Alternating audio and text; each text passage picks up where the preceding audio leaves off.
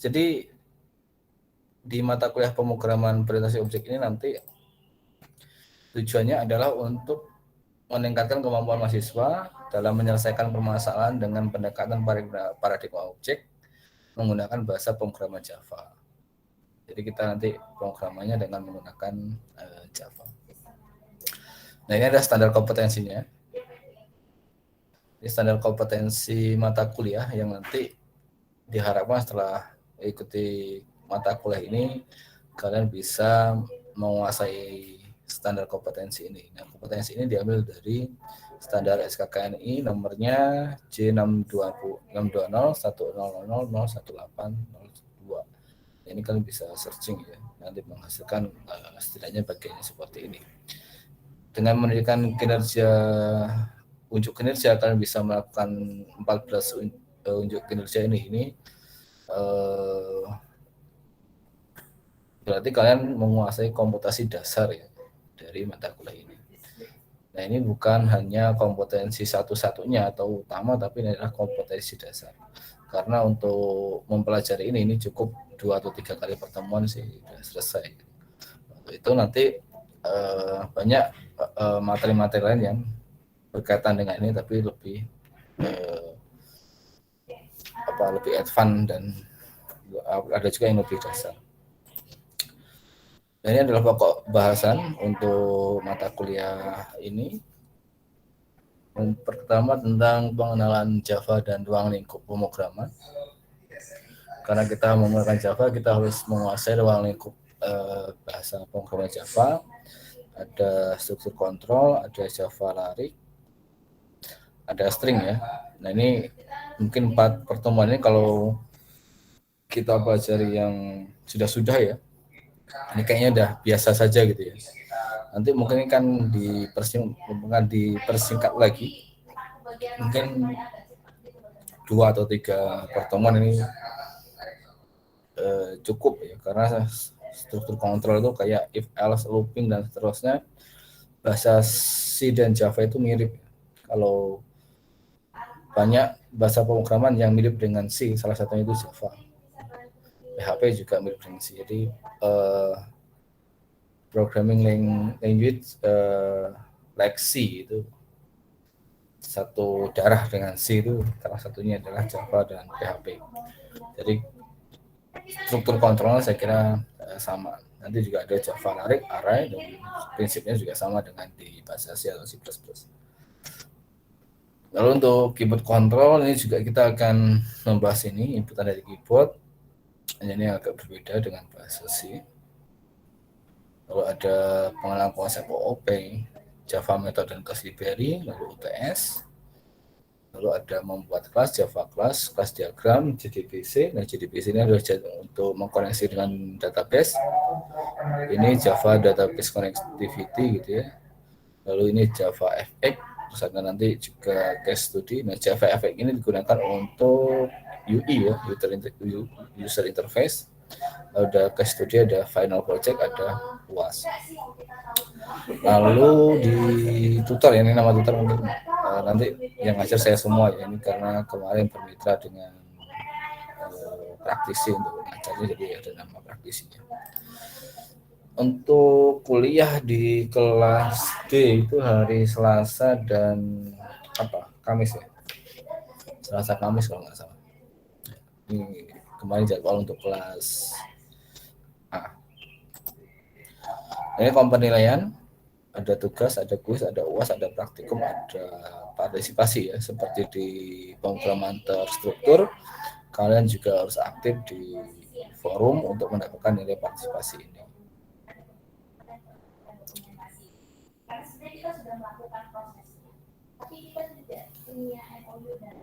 Nanti untuk yang kuis, UTS termasuk dalam kuis, ada tugas, ada UAS. Dan yang jelas nanti banyak sekali ya untuk yang kuis ini, ada yang dari Oracle Academy, ada yang dari Hacker, dan seterusnya ini masuk di sini. Lalu ada juga nilai untuk praktikumnya. Nah, tugas ini bagi dua, tugas individu dan tugas project based. Nah, ini persentasenya mungkin nanti akan diambilkan dari kuis atau partisipasi untuk yang pembagian dari tugas ini ya. Totalnya berarti tugas itu bisa lebih dari 25% nanti. Nilai akhir sesuai standar Unila 76 dan seterusnya. Ini otomatis ketika kalian mendapat nilai ini, kalau dimasukkan ke zakat, huruf mutunya sudah otomatis. Nah, untuk online learning nanti kita akan menggunakan V-Class dan Oracle Academy. Ya. Jadi nanti saya akan buatkan akun untuk Oracle Academy-nya. Lalu software yang perlu disiapkan Java Development Kit atau JDK, ini bisa di-download dari oracle.com, ada IDE, NetBeans, dan ya boleh pakai MS Studio untuk awal-awal, tapi kedepannya kita akan banyak menggunakan NetBeans. Ini juga nanti akan diarahkan kalian memiliki kompetensi di HackerRank atau nilai di HackerRank, terus nanti juga kita akan membutuhkan Oracle Academy Resources. Dasar pustakan materi-materi akan digunakan dari Java Programming Oracle Academy. Oke, saya tampilkan tampilan Oracle Academy ya, yang kalian nanti akan banyak melakukan aktivitas di situ.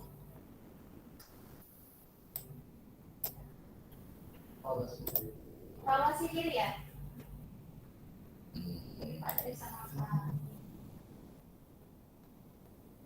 Tadi suruh ngambilin nggak kata Pak Tris, Bu? Suruh ngambilin itu nggak kata Pak Tris? Pak Tris ada? Ada. Suruh ngambilin nggak buktinya? Tanyain. Suruh ngambilin nggak buktinya?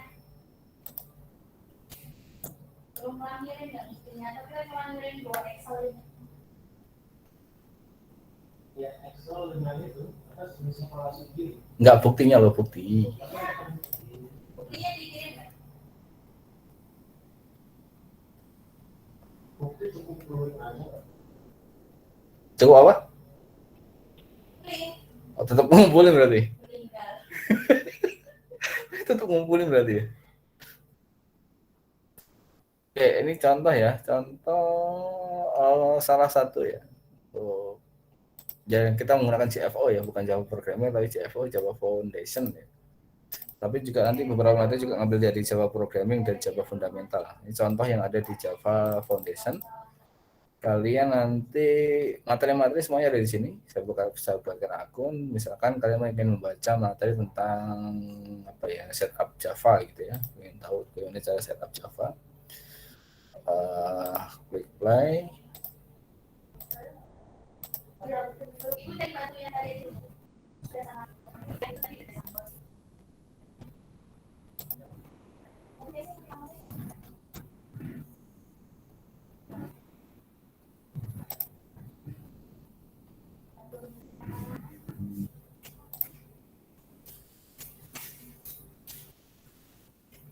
Nah, terus habis pelajari materinya, kalian nanti mengerjakan kuis-kuisnya ya.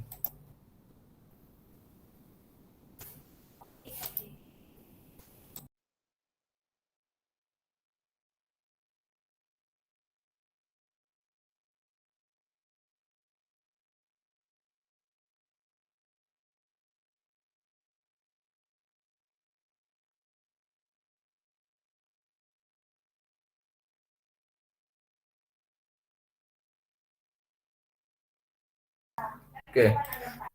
Nah, setelah kalian baca-baca materinya, lalu kalian mengerjakan kuis-kuisnya di sini. Nah, ini juga nanti masuk di penilaian ya. Jadi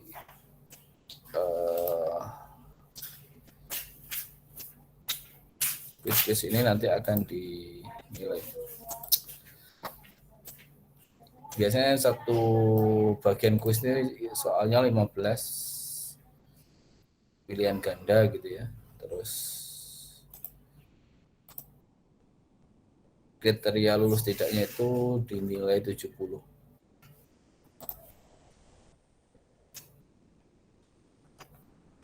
Terus di sini juga ada untuk UTS-nya, midterm-nya, untuk yang di Oracle Academy. Nah, kalian nanti selesaikan semuanya sampai final exam untuk JFO-nya ya, supaya kalian bisa mendapatkan sertifikat di sini. Jadi kalian nanti Silakan untuk ikut ini semuanya, materinya dibaca semua terus diikuti kuisnya. Nah ini boleh kalian kerjakan sebelum materi gitu ya, kalian baca-baca terus sampai final exam sampai selesai gitu boleh, tidak harus minggunya sama dengan kuliah. Itu untuk Oracle Academy.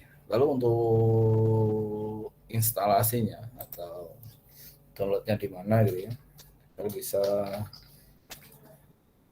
download JDK Oracle gitu. Itu boleh ya, kalian download JDK gitu ya. JDK berapa yang di download gitu ya. Kalau sebenarnya kalau nggak banyak masalah tuh di JDK yang lama ya, JDK yang 1.8 itu berarti JDK 10 apa 8 gitu ya. JDK 16 ini banyak terjadi masalah nanti kalau menggunakan Java FX tadi. Bukan masalah sih, NetBeans-nya belum cocok untuk yang JDK 16, tapi nggak tahu kalau yang versi terakhir. Kalau misalkan di JDK ini nanti tidak bisa support untuk NetBeans yang untuk untuk NetBeans gitu ya, atau untuk Java FX, kalian bisa install dari yang OpenJDK. Jadi kalau di NetBeans itu dia support atau enggak JDK-nya, itu tandanya dia tidak bisa bikin project. Ketika kita mau bikin project, dia tombolnya nggak bisa diklik next.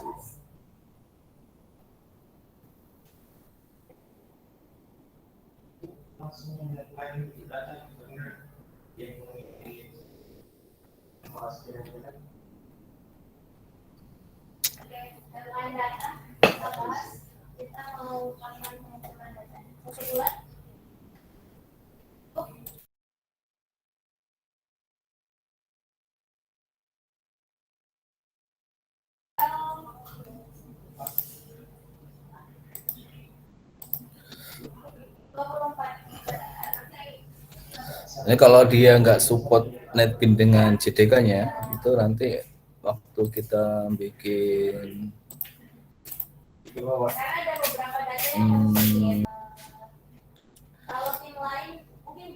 jadi kalau mau membuat project gitu ya, terus nggak bisa kita pilih gitu, kita mau bikin project misalkan Java FX atau Javaan gitu ya. Kalau ini nggak muncul next gitu, ada tulisan error gitu ya, itu berarti nggak support JDK-nya. Itu nanti berarti platformnya harus ditambahkan atau dihilangkan. Ini sini ada Java platform. Nah saya pakai JDK 18 gitu ya, karena memang untuk JDK 16 banyak kendala. JDK 18 itu JDK 8, bukan 1, tapi JDK 8. Nah ini kalau lebih ini lagi pakai OpenJDK ya. OpenJDK itu lebih disupport sama NetBeans sebenarnya. Nah kalau mau ngecek ya di komputer kalian sudah ada Java-nya atau belum, ke CMD lalu ketik aja Java. Nah, ini berarti komputernya sudah bisa menjalankan Java ya. Tetapi kalau untuk mengecek apakah sudah bisa mengcompile program Java, ketik aja Java C. Kalau misalkan seperti ini masih belum bisa, ini ada kemungkinan belum diinstal atau di pad-nya belum masuk. Kita lihat misalkan pad-nya ada apa. Ini pad untuk Java-nya kalau kita cari di sini kan belum ada. Oke, kalau misalkan kejadian seperti ini, walaupun saya install, tapi belum berarti pad-nya perlu ditambahkan. Kalau nambahkan pad secara temporary ya tinggal ditambahkan saja tadi pad-nya ada di mana gitu. Kalau ini permanen ya, kalau permanen tinggal ke kanan, properties,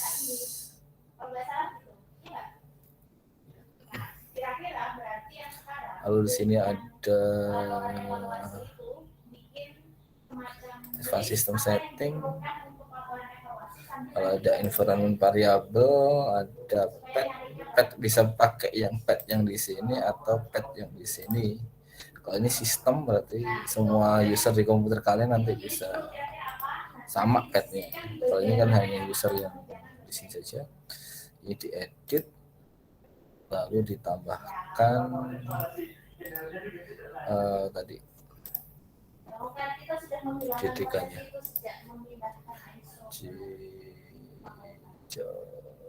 Kayak di sini dari Oracle-nya. Kita bahas nanti ya Pak soalnya. Ya. Nah, ini JDK-nya. Ini ada JDK CRE. Jadi CRE itu untuk runtime-nya. Runtime itu yang Java tadi itu sebenarnya kalau di default-nya komputer ada CRE-nya, tapi JDK belum itu ada. Kita kompas aja di sini.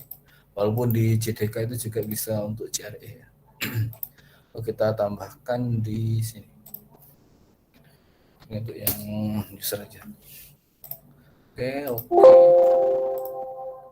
Lalu oke, ini kita close. Kita cmd lagi. Lalu ketik aja debug-nya. Nah, ini bisa mengcompile Java dari terminal gitu ya. Mengcompile ya, bukan menjalankan mengcompile. Jadi untuk memeriksanya seperti itu. Terus apa lagi ya? Ya V-Class biasa ya, nanti kalian harus enroll ke V-Class. Nah, V-Class. Saya mau cerita aja, jadi di file yang mati. Tadi ini kalau tadi punya pembikinan tulisannya, Ardi bisa ya, bisa share. Dan saya share di Excel.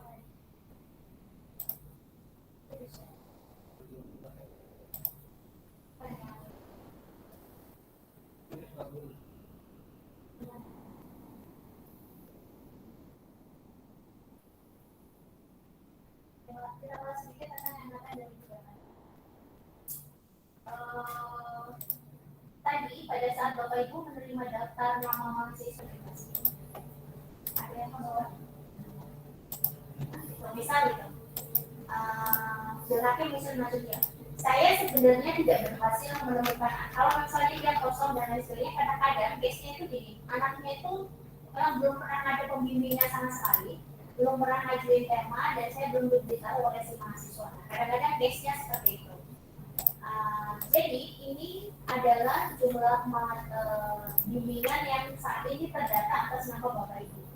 Kemudian di sheet yang 2000 mahasiswa dan pembimbing, ini sebagian besar adalah mahasiswa 2000. Ini untuk V-Class-nya. Sebagian besar adalah mahasiswa si kosong. Yang kemarin tidak bisa import saja materinya dari nanti. Ada beberapa yang memang sudah putus asa dan dihubungi karis dan lain sebagainya. Jadi ini juga perlu nanti akan jadi target untuk ini apa namanya kita ditemukan, ditetapkan dirinya siapa.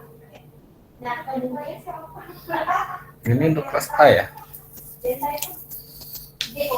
Linknya salah link ini loh. Ya, saya karena dia tadi case-nya kayak Delta itu SKS-nya belum memenuhi, ada mereka dia syaratnya dia harus minat usul di semester ini. Udah pusing sekarang. Terus di mereka, terus di file mereka.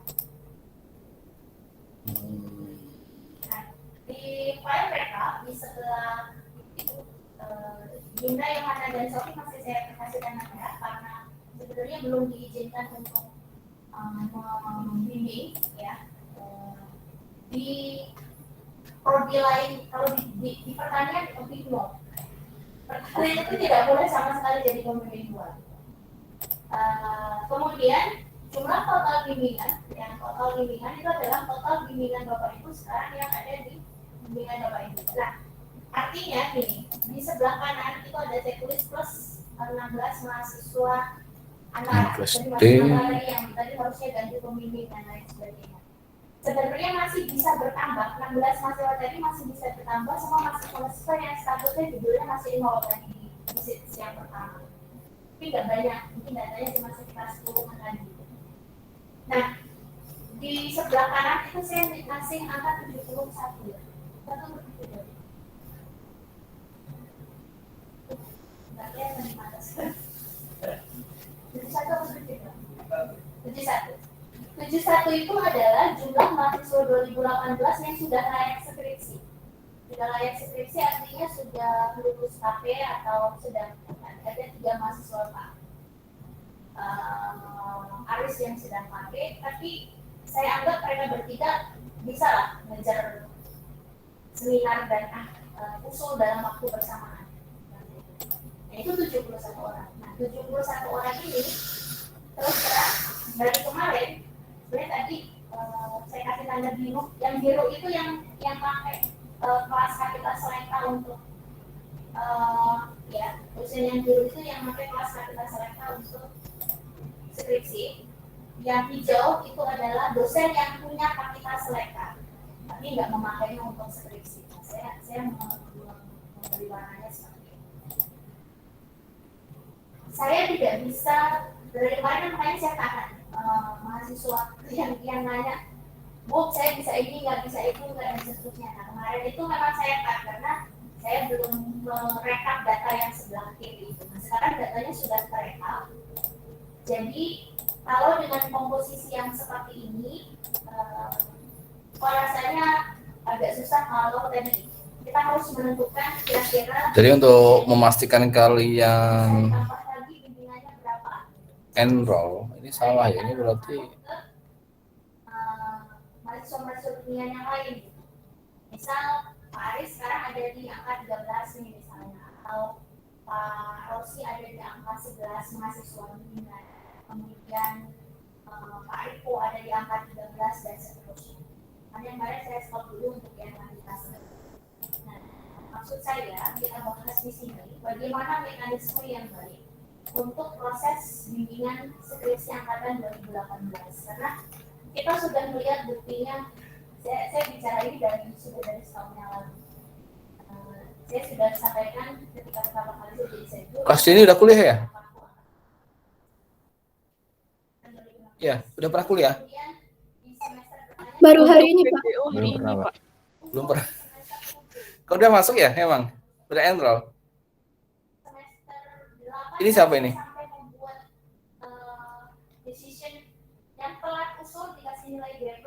Ini nama-namanya siapa ini? Ini kelas D bukan? Ini kelas Ini D, kelas D, Pak. Yang ini yang di kelas ini yang saya tampilkan kelas D. Iya, Pak. Oh, memang punya enroll kalian? Iya, Pak. Oh, alah, ya udah, ya wis. Untuk sessionnya kenapa ada 2? Tapi sessionnya belum pernah kalian isi ya, yang ini? Yang pertama belum, Pak. Oke, siapa sih?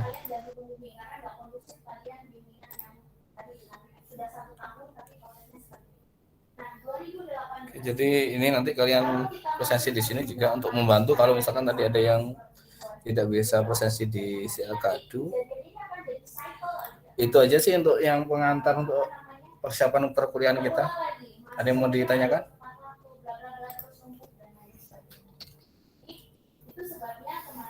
Pak, izin bertanya, Pak.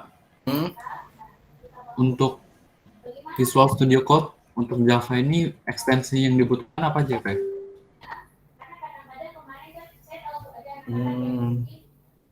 Kalau untuk program sederhana nggak perlu ekstensi aneh-aneh sih. Yang penting kan intinya di sini tadi asal bisa mengcompile file Java misalnya gitu ya.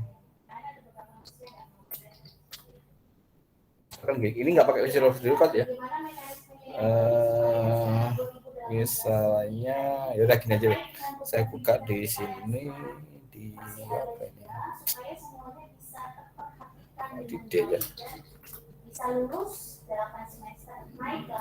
Di program aja.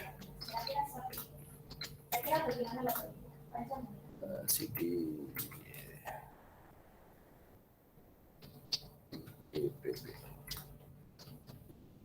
kan gini ya. Jadi untuk membuat file Java sebenarnya ekstensinya nggak perlu aneh-aneh kalau hanya program sederhana, misalkan kode test.java ya. Aduh. 18 ini jauh lebih slow ya dari angkatan sebelumnya. Angkatan 17 itu ke saya. Maksudnya yang tadi Mas Robi dengan saya itu ke saya dan bilang bukan mau mengerjakan, dan itu jauh sebelum semester 7. Jadi anak-anak bimbingan saya yang kemarin lulus tepat waktu di bulan sudah itu proses ngerjain skripsi. Misalkan gitu, kita bukan bikin file test.java menggunakan Visual Studio Code gitu ya. Ya cukup gini aja udah.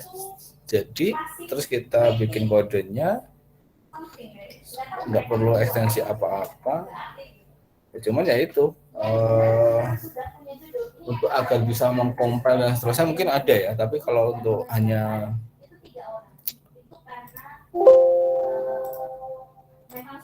bisa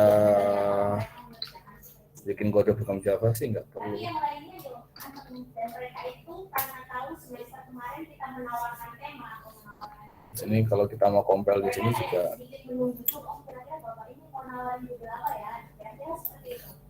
Bagaimana mekanisme?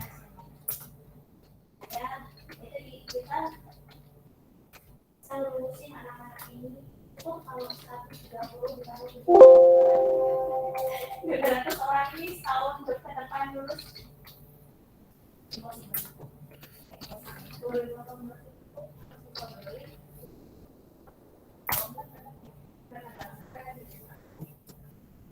Kelas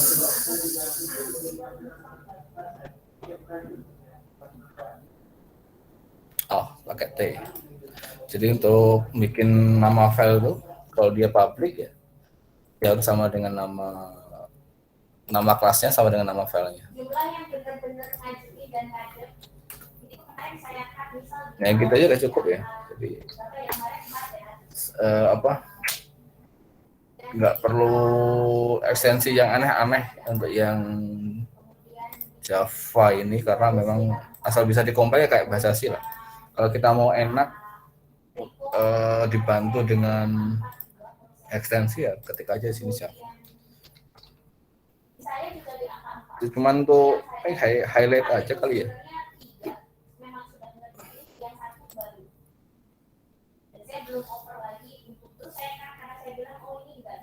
Kalau ini pakai Maven ya, Maven juga bisa kita generate dari sini untuk projectnya ya.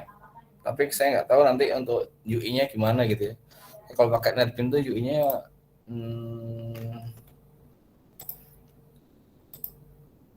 misalnya kita mau pakai Maven gitu ya, ya tinggal enak gitu. Ya bukannya nggak bisa, cuman harus dipelajari lagi.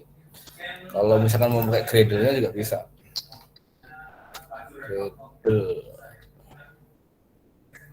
Ini Gradle extension nih. Ya nanti kalian mau prefernya kemana ya? Misalkan kalau saya kan biasa pakai Javaan aja, atau di sini ada Javaan.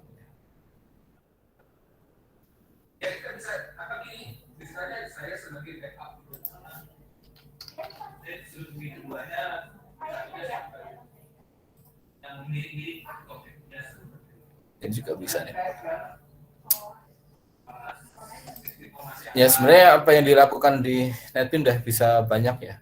Tapi kalau kalian pengen challenge yang di Visual Studio Code ya, dan mungkin lebih familiar di sini, ya bedanya kalau di NetBeans itu ya kalau udah terbiasa di Visual Studio Code enak di Visual Studio Code gitu ya. Di NetBeans itu masih pakai yang model-model lama gitu ya. Misalkan kalau ini kita mau kasih kurung kurawal gitu ya, kalau di VS Code kan otomatis dikurung gitu. Kalau ini kan enggak. Ini masih pakai model-model paradigma editor pemrograman yang lama. Kalau pakai NetBeans kan kalau pakai ini kan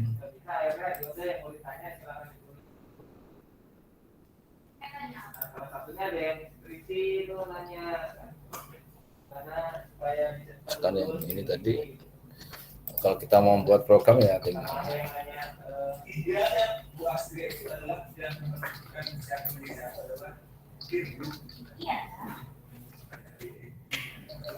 Itu sebenarnya salah satu yang kemarin. terus misalnya gitu ya, kalau kita menggunakan ya kata enaknya ya banyak ya.